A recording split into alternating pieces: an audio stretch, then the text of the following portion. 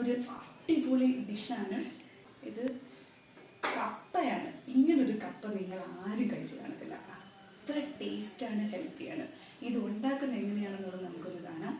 ഇത് സ്കിപ്പ് ചെയ്തത് ശരിക്കും നല്ല ടേസ്റ്റാണ്. വെജിറ്റബിൾസ് ഒക്കെ ആഡ് ചെയ്തിട്ട് ഇത്രയും രുചികരമായിട്ട് എങ്ങനെ കപ്പ വെക്കുന്നത് എന്നുള്ളതാണ് ഈ വീഡിയോ. സ്കിപ്പ് ചെയ്തത്.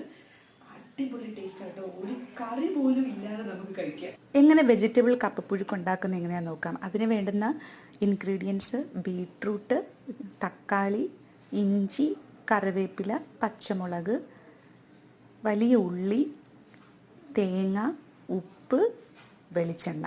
ഇത്രയാണ് ആവശ്യം. ആവശ്യത്തിന് കപ്പ വേവിച്ച് മാറ്റി വെക്കുക.